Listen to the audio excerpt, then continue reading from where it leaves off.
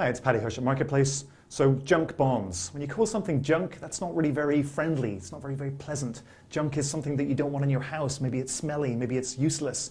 You want it out of the house, you want to throw it in the trash. So calling a bond junk, calling it junk bonds is actually not really that appropriate because junk bonds can actually be really, really useful, even though they're still called junk. So let's see if I can explain this. Imagine let's meet my friend Angela. Okay, here's Angela, here she is. And Angela drives she's got a nice car, but she's got a few problems with the car. And she looks underneath the hood and fishes around in there, and she realizes she's got a problem with her spark plug. Okay, so she thinks, need to get a new spark plug. Where am I going to go? I could go to the dealer. So she goes to the dealer, and the dealer says to her, yeah, a spark plug will cost you $15.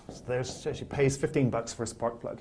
This is a great spark plug. It comes all nicely wrapped in wax paper. It's really clean, really, really efficient. She knows it's going to work, and if it doesn't work, she knows she'll get a guarantee from the dealer. She can get her money back. So it's super safe.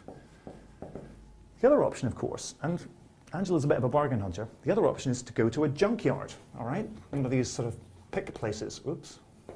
So we got a junkyard. And in the junkyard, there's a whole bunch of cars sitting around, and she can fish underneath the hoods in there and see what she's got. Pulls out a nice looking spark plug. Looks like it should work.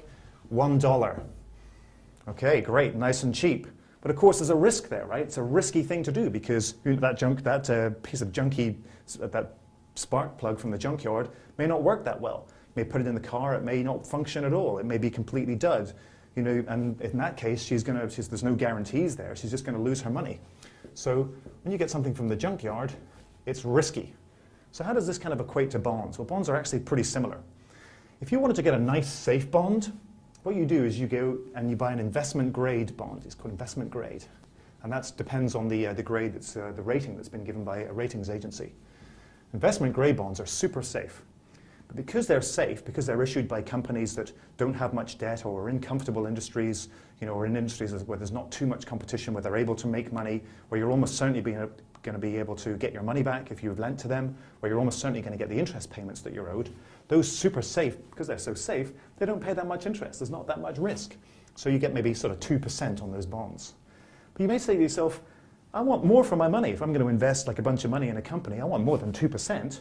Okay, so what do? You go to the junkyard. You ask for a riskier bond.